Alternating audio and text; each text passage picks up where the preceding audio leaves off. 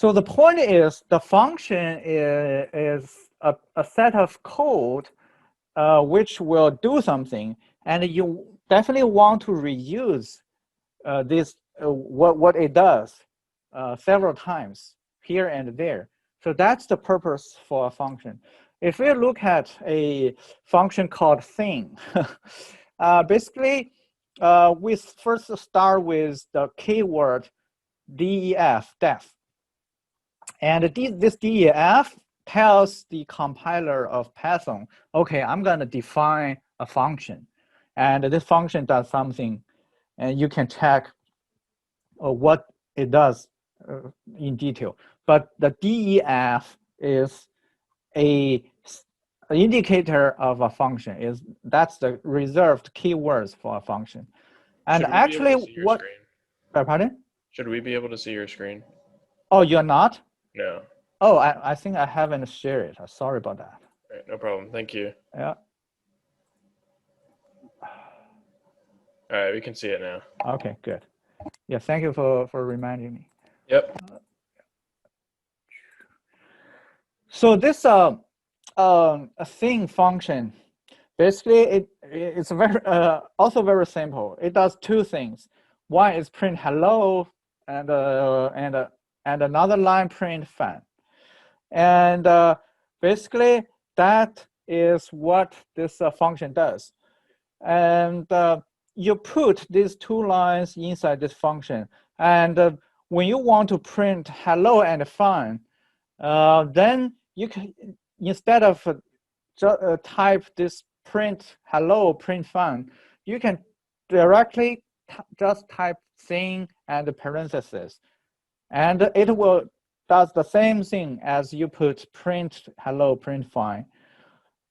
And you might think it's not big deal, right? Because if you just call the print, it does the same thing. But just imagine if what you want to do, the line of the code are like 100 line of code, or even sometimes 200 line of code. And you definitely don't want to always copy and paste this line of code. Instead, you want to use a simple function called maybe function one, and use this line whenever you want to use it, right? So that's a purpose for the function, because you want to reuse and organize your code such that you definitely want to put it into a function and always reuse it. That's the functions. Give us and the function sometimes takes input. For example, for this thing function, it does not take anything. Basically, if you call it, it will print this too. But sometimes the function will take the input. So the function, and I will introduce these later, but now we look at the different types of functions in Python. Built-in functions and defined our own function defined by ourselves. So for the built-in functions, you have know some of them, like print, input, type, float, int, and I don't remember. There's a function in lab 2. You have a function to see all the built-in functions, right? When you type it, it will return all the keywords and the built-in functions. Basically, you can check that function and see what are the functions provided by Python already.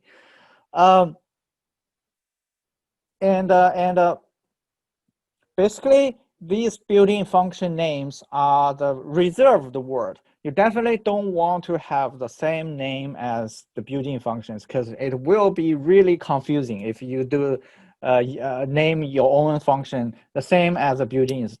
So try to avoid it, right? That's simple. Basically, just add some identifiers or change the name according to your needs. Then you could easily avoid this, right? That's a hint for you to define your function. So in Python, a function is some reusable code that takes arguments as input and does some computation and then return a result, or sometimes it's just single result, or sometimes there are multiple results, a series of results, but they're both functions. And the function again is defined using the DEF reserved word, right? So when you see a DEF, you know it's a function defined, and that's how you use defining your own.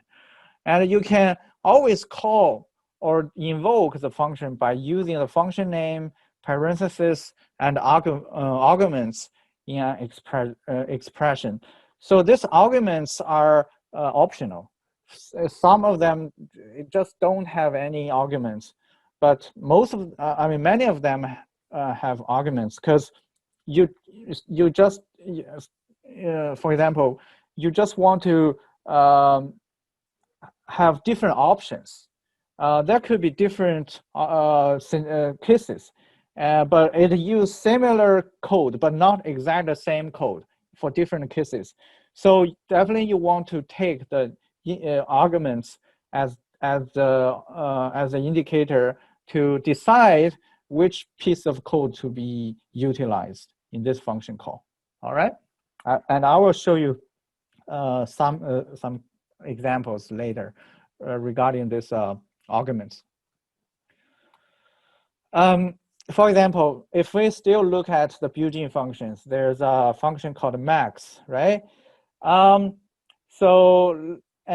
Here it has a argument. In this case, that is a string, right? We just input a sentence, hello world, right? And this is taken as the input of this max function. So what it does is it will print the maximum words in terms of alpha beta orders. So in this case, the W is the maximum one, right? So then it will return this W and assign this W to the variable big. And you can print it out, then you will print the W. I mean, in contrast, you can have another function called min. Basically, for the same function, you can find out what is the minimal word character, again, according to the alpha beta, right? You can test yourself, all right? But the point is, here shows all the elements of a function, right? You have for here you have an argument. I cannot draw. Let me change it to pen. Okay, you have an argument here, and also this is the function name, and you have a returned result, and it turns out this result will be used for something. So that's a complete function call. All right, any questions? Okay, good. So if we take a close look at this, so basically this paragraph, this figure shows what I just described. A string is fed to this function as an input, and this after some process, it will return the result, which is another string. In this case, is W. And what basically, if you look at the max function, I just don't want to show you how it exactly works, but just make up some code inside the max. So you can imagine, basically, it will take the input and does something to check this input and figure out what is the result and then return it. So you can imagine something like this. But this has been implemented by the Python, so you don't have to worry about it. Also, another built-in function which is used a lot is the type function, and it takes some values with certain type and convert it to another type. For example, this float function will convert an integer or other type of like the strings, numeric strings, to a floating number, value here, right? Or in this case, you can take this as you can take the result to be part of another expression, and when you complete the whole computation, then you have the final result to be printed. So similarly, the int function is another type conversion function you use a lot. It does similar thing as this float does. All right.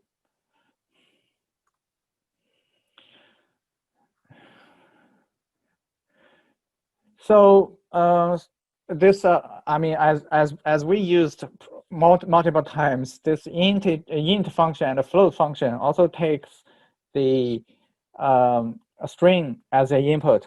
The only thing is, if the input string is not a numeric string, it will bring error. It will return error, and it will not give you the result.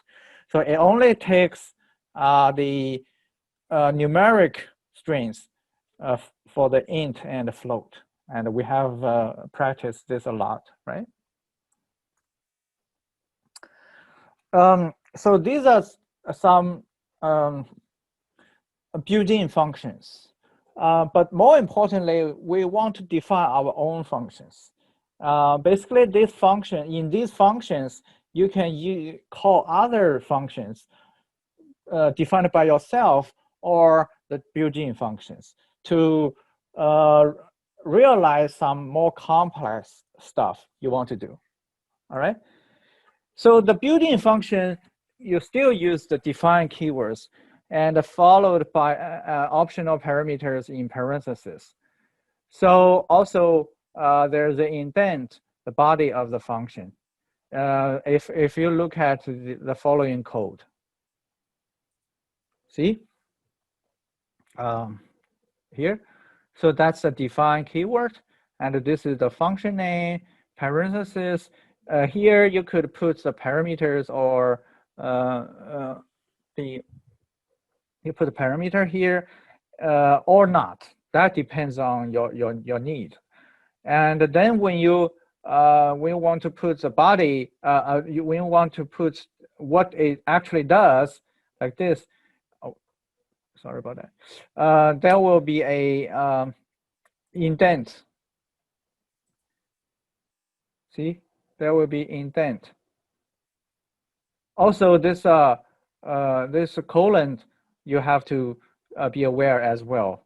If you do not put it, there will be syntax error. All right. So this is a typical own your own function defined by yourself. So this is just a definition of the function, meaning it tells programmer or yourself what it does. It's not the actual execution of the function. When you call this function, that is the execution. You have to understand this.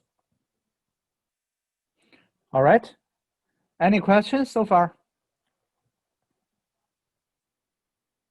Okay, nope. Sounds good.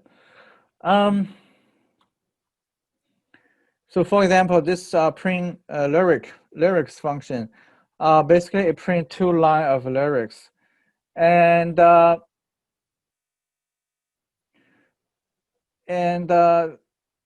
if you call it, it will execute this 2 lines of code, right? So that's the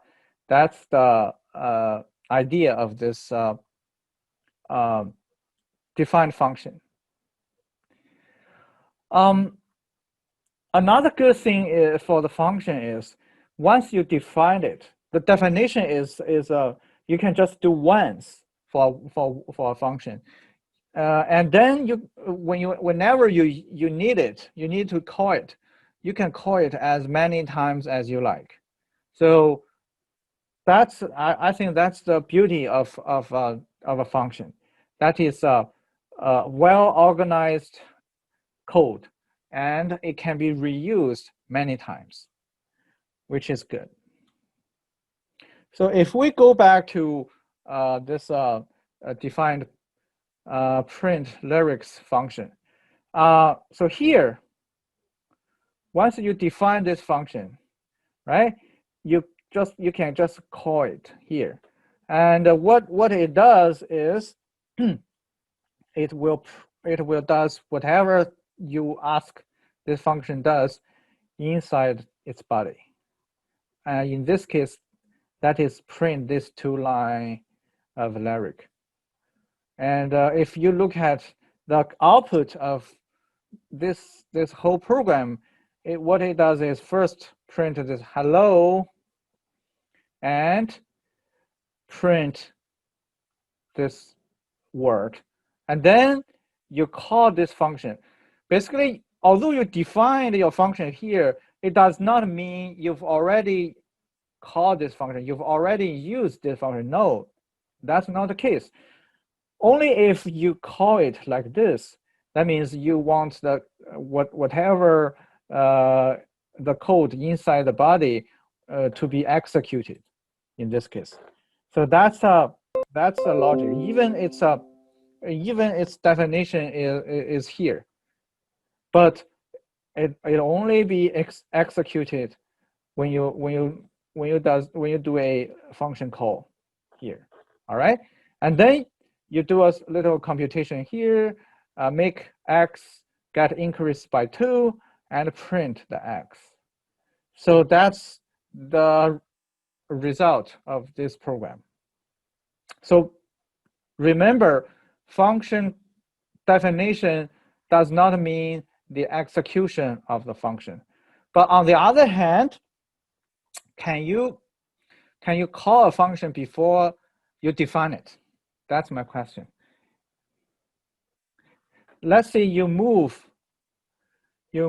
this piece of code to here, but you call this print lyric function here. So will this be working? Anyone can give me your thoughts on it.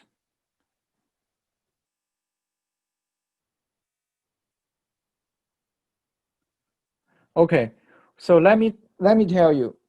So another principle is you have to define one function before you actually call it. So that means if you move this block of this function to here, but before it you call this function, it will bring the Python compiler will give you an error, and it will not be successful. So that's the two things you need to keep in mind. Function definition is not the execution of that function, and before you call that function, you have to define it. All right? Are we clear? Okay, let's move on. Another thing is the arguments, right? So the argument is a value we pass into the function as its input when we call the function. We use the argument so we can direct the function to do some different type of things. Basically, this input will be taken and checked to be used inside the body of the function. And this argument will be put inside the parentheses of the name of the function. So in this case, this is an argument, right? Similarly, there's another concept called parameter. So the parameter is very similar to the argument. So basically, the parameter is a variable which we used in the function definition. It's a handle that allows the code in the function access the argument for a particular function. So how to understand this? So basically, if we look at the function definition here, this len, that is a parameter. So basically, when you define a function, you actually don't know what is the actual argument you want to put there, but you know there will be some argument, and you know what you want to do with this argument. I mean this argument. So you use a variable to pretend that there is an argument, and this argument, I mean, and you will check what is this argument, and according to the different cases, you want this function to do different things. So that's the idea of the parameter. It is only happens when you define the function. So once you define this function, and then when you call this function, now you know what is the argument you want to put here. In this case, this is not a parameter anymore. This is the actual argument. So you put N here, which is English, right? And you put the Espanol here, and it will print a Spanish. And you print French here, it will print some French hello, bonjour, right? So that's a difference between an actual argument and a parameter. The parameter is only used in the definition. It's like you do not know what it is actually is, but you want to talk about someone. For example, you don't know what is the person. What, for example, let me see.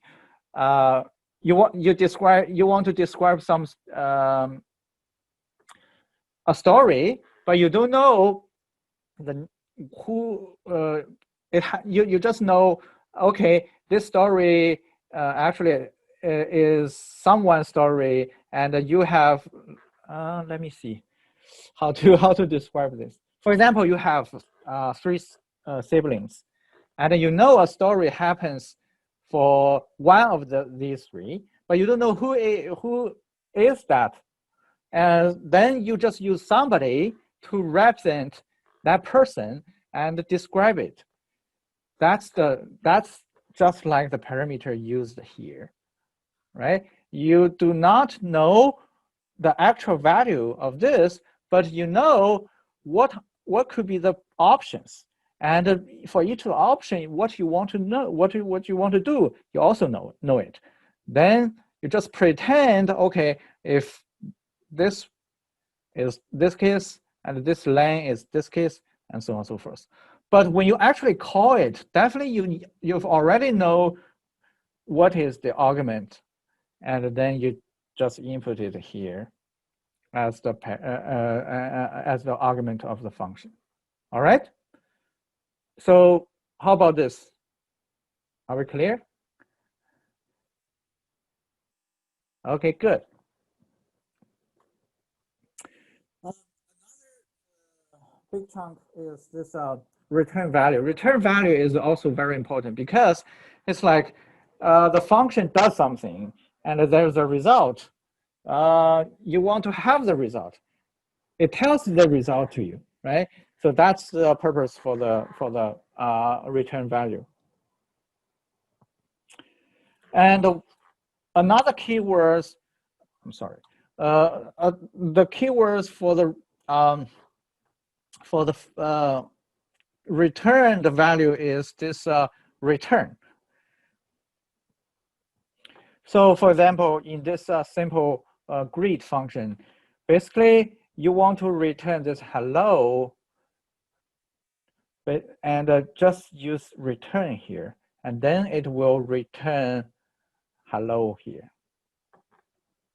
So when you call this greet function, it will execute this line of code and return hello to wherever you call it. All right.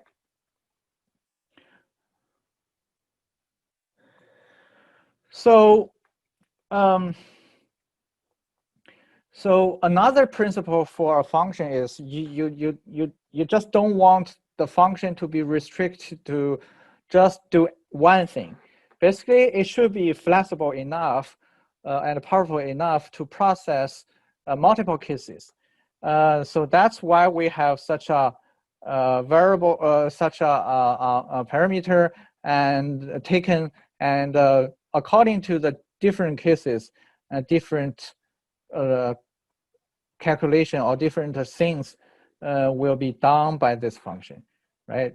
That's another principle you want to keep it in mind to make sure the function is not that simple.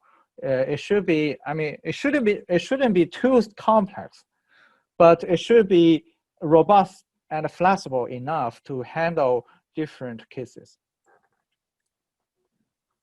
So the return statement, basically, that is the end of a function execution. So once this return statement is put here, that means you are returning you're returning to where you call this function. That means this function execution is ended by the return. So in this case, because that could be different cases for this len input here. So either of the, I mean, any of these cases, if happens, it will execute this return statement. It will return something, and it will directly go to where this function is called. Basically, in this case, you call the greet function here, and it will return here. And because that's inside a print function, it will print what you returned and this len, right?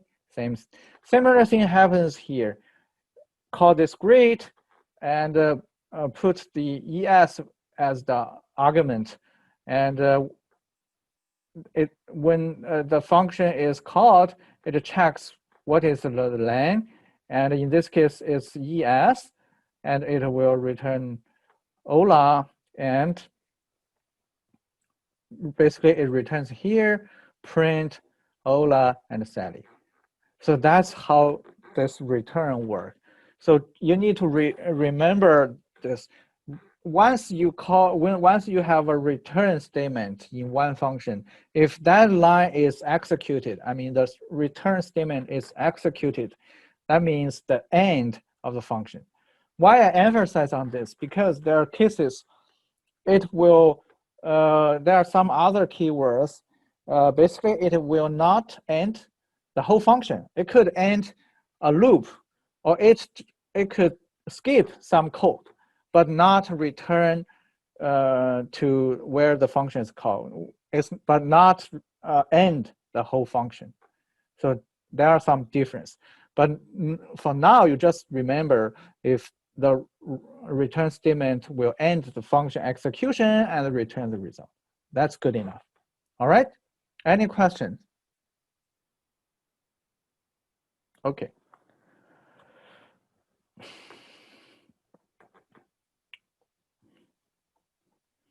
So if we look at this figure again, you can find all these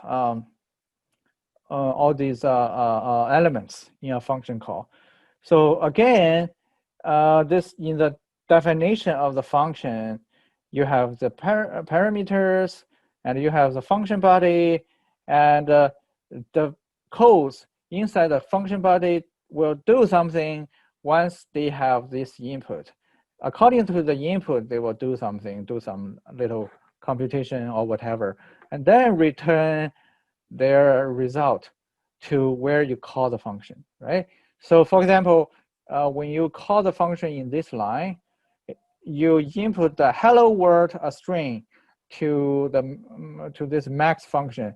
So this max function will take this hello world and do something, and then return its result. In this case, is W, and this basically is W once the return statement is executed, and also it does a assignment statement. Basically, this W is assigned to this variable big, right? Then this line of code is completed.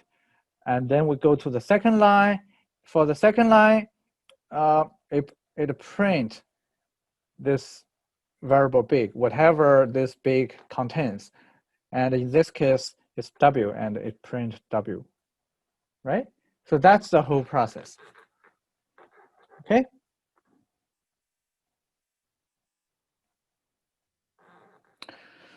Sometimes you just have, I mean, one parameter or arguments are not just enough.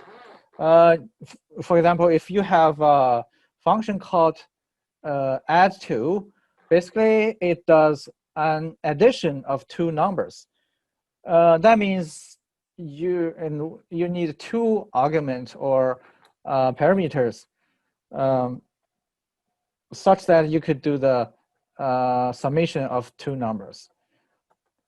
So here shows you this function definition. A and B are two parameters, and it turns out it takes the two parameters and add them together and put and assign their summation to another variable, and turns out it returns this summation, right? And you can call this function, right? Put 3 and 5 there, and once this function takes these two arguments, it will do the summation, do the math for you. It will return 8, and 8 is assigned to another variable x, and print the x, which is 8 in this case. So that's only a simple example, shows two parameters or arguments. Actually, you can put as many as you want. There are multiple. There could be multiple ones, but definitely you do not want to set up your function like this, because if you put too much, it's hard to read your code. And so a better idea is, if that is the case, if there are so many parameters get involved in this function, in this computation, you could just subdivide the function into different smaller functions. Then that will make the code more readable. Or you could put you could use an array to contain all your input variables. That could be another solution according to different cases.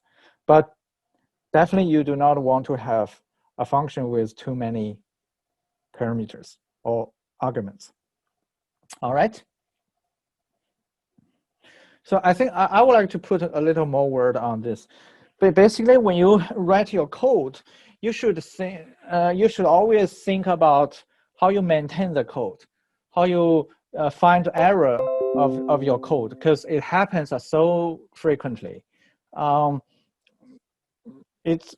mean, especially when you are dealing with complex problems, you always need to revisit the code you wrote previously and find bugs in your previous written code.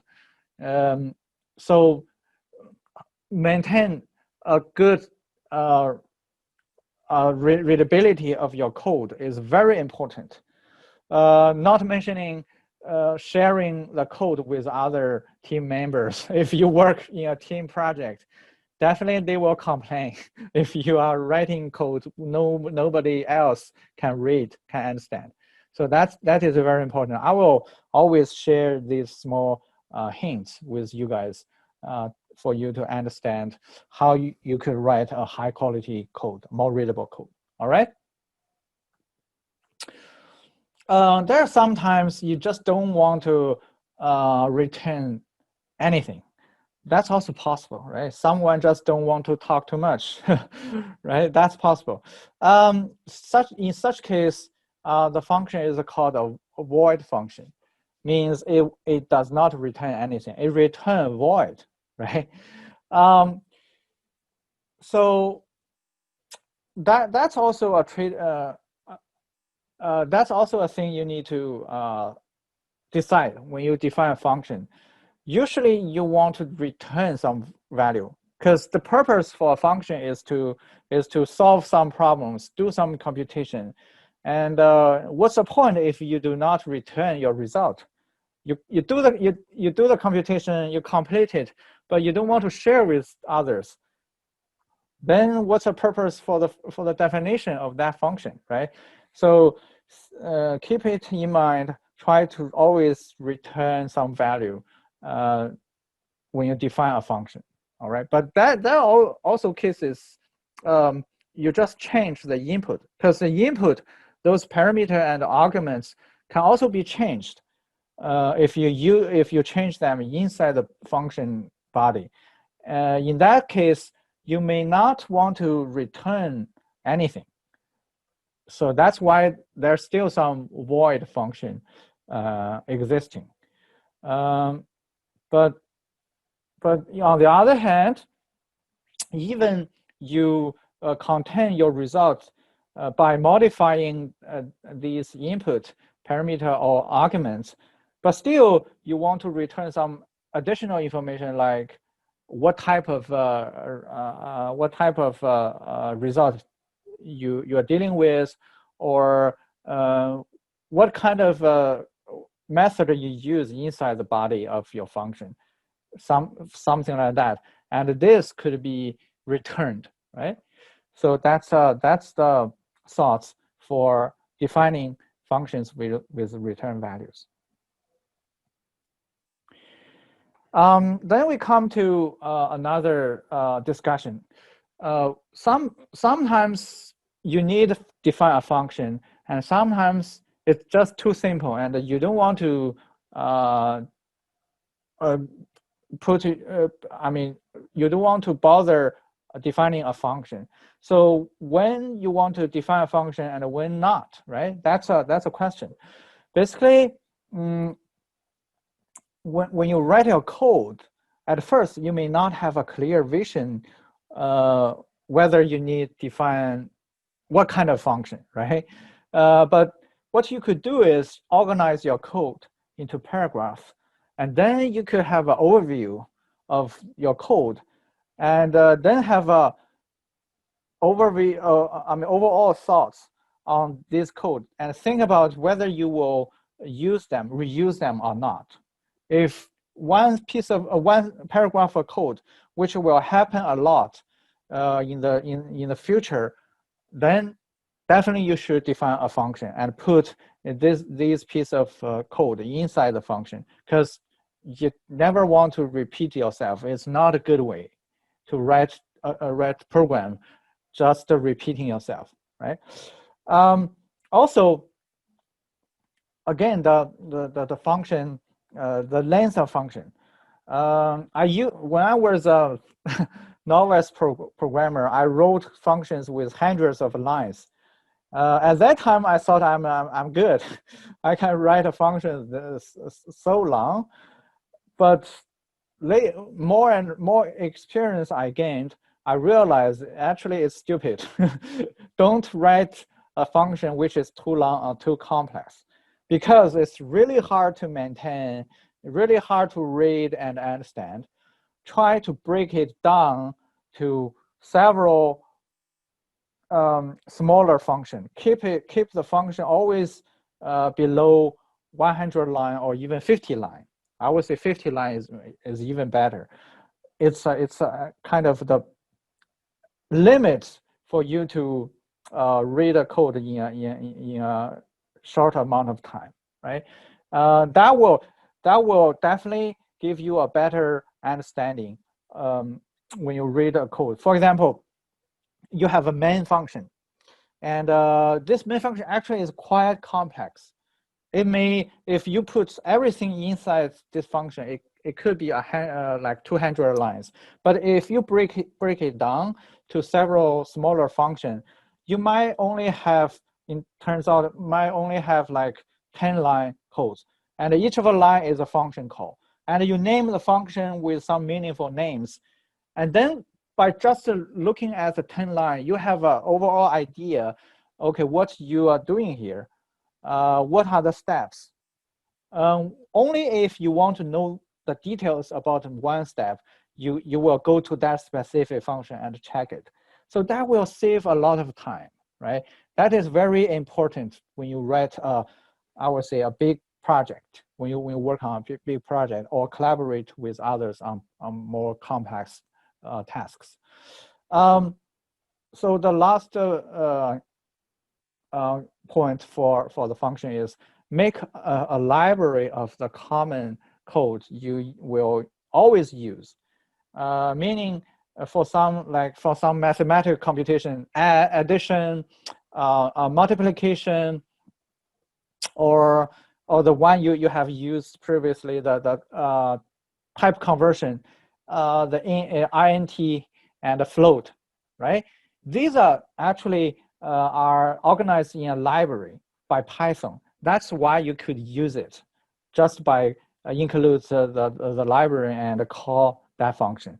So you can do the same thing. If you have a set of functions, you will always use them. Put it, and they are interconnected with each other. They have similar property. For example, they all do the mathematical computation. They all do some statistic computation for you. Then you could put it into one library file and just include that library and always call functions from that library. So these are the another hint for you to think of the functions. All right, I think that's pretty much all I want to share with you about the functions.